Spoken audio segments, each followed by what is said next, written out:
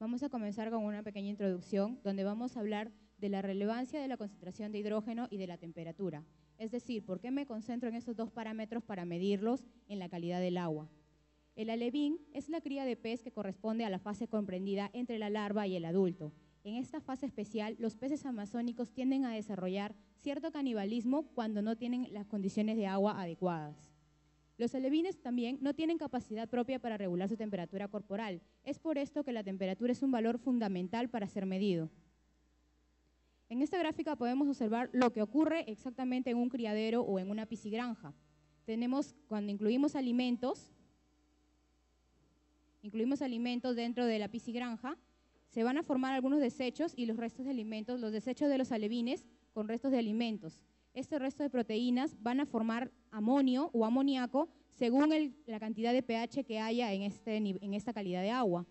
Cuando tenemos un pH menor que 7, es decir, tenemos un medio ácido, se forma el amonio, que es un ion altamente tóxico para la concentración de carbonatos.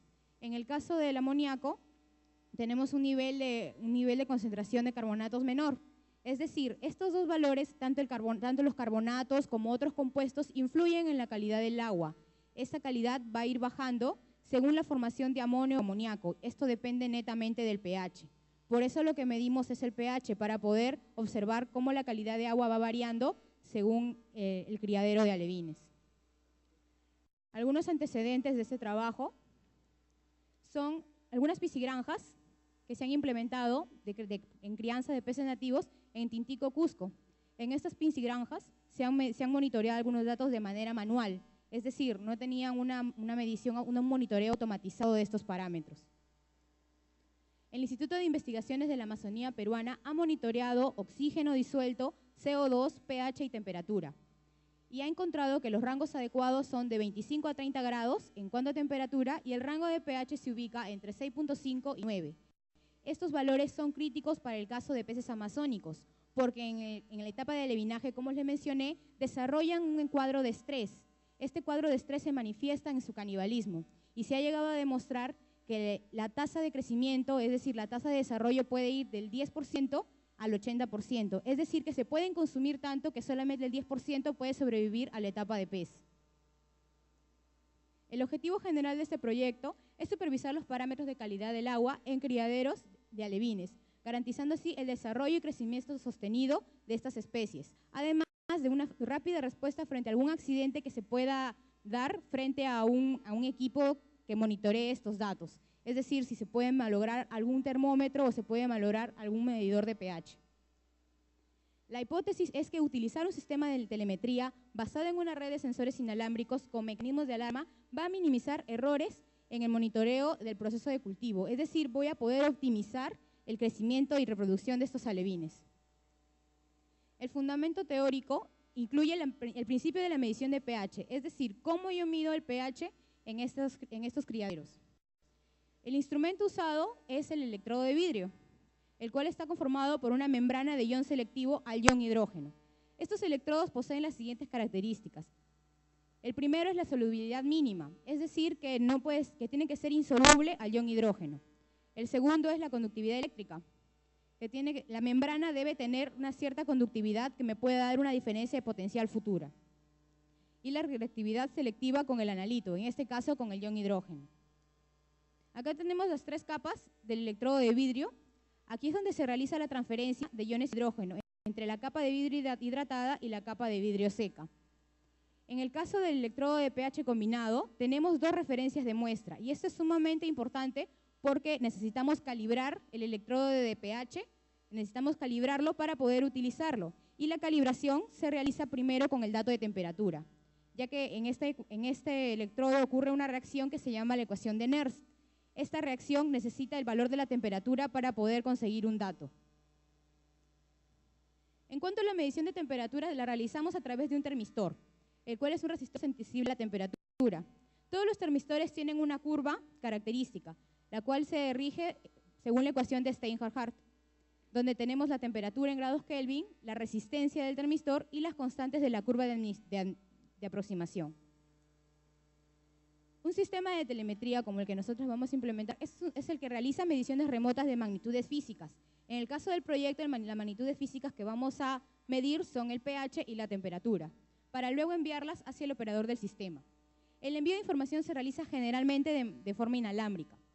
Y también realiza el envío de alarmas o alertas a celulares o a cualquier equipo terminal. Como vamos a observar, aquí tenemos un sistema físico, que es una piscigranja en este caso. Tenemos toda una etapa de transmisión de datos y tenemos dispositivos inalámbricos para poder adquirir esos datos. Todos estos dispositivos se dirigen a un coordinador que mediante comunicación serial envía los datos a la PC. Entonces, esta PC realiza un aplicativo donde podemos observar todos los datos como se han ido tomando desde la piscigranja. El sistema de telemetría que se ha implementado incluye todas las etapas, la que mostré hace un momento de transmisión y recepción, que es que los sensores forman el sistema de adquisición. Sensor de temperatura, sensor de pH, tenemos un sistema de adquisición con unas tarjetas de transmisión-recepción, llevamos el dato hacia un coordinador. Mediante protocolo de comunicación inalámbrico tenemos estos datos y lo transmitimos hacia la aplicación y recepción del procesamiento inicial de datos. En este procesamiento inicial guardamos los datos en un banco de datos porque necesitamos accesar a estos datos en un reporte futuro. Es decir, si yo quiero observar los datos de temperatura o de pH del mes pasado, los voy a tener porque están guardados en este banco de datos. A partir del banco de datos tenemos dos caminos para poder observar estos datos. El primero es mediante una aplicación instalada en una PC sobre el cual el usuario puede observar los datos que han sido medidos aquí, mediante gráficas o mediante histogramas. Entonces, el usuario puede programar su rango adquirido. Es decir, yo quiero observar la temperatura de 25 a 30 grados. Si se registra un valor de 31 grados, inmediatamente se lanza una señal de alarma que mediante tecnología celular va a ser llegada al usuario. También se está implementando, porque esto todavía no está terminado, la parte del servicio web, para poder accesar mediante cualquier servicio de internet acerca de los valores que tenemos desde la piscigranja. Es decir, que vamos a tener dos usuarios finales, el que tiene la aplicación instalada y el que puede accesar vía web. La topología de esta red es la que nos da dos tipos de nodo. El dispositivo de funcionalidad completa, que es el Full Function Device. En el caso del proyecto se comporta como coordinador, porque es un encaminador de mensajes. Y los que son opuestos a los FFD son los Reduced Function Device, que son los RFD, también llamados End-Device. En el caso del proyecto tenemos un coordinador, que se encuentra aquí,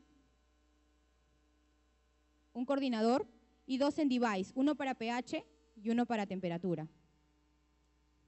Las topologías existentes son la topología estrella y la topología punto a punto.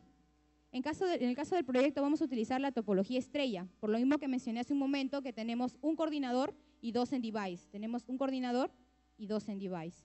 Entonces la topología estrella es cuando se activa un End-Device, se vuelve coordinador de la PAN y trabaja de manera independiente de las demás redes estrella. En caso de la topología punto a punto, tenemos que varios End-Device pueden comunicarse entre ellos y tienen cierta dependencia a diferencia de la topología estrella.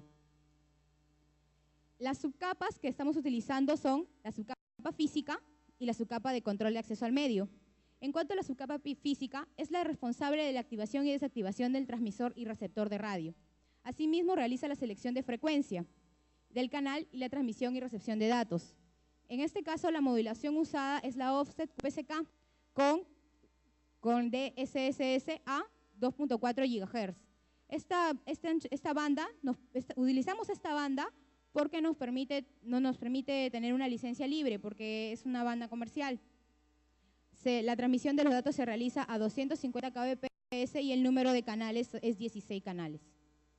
En cuanto a la subcapa del acceso al medio, esta subcapa es encargada de proporcionar el servicio de datos de la MAC y el servicio de la gestión de las MAC.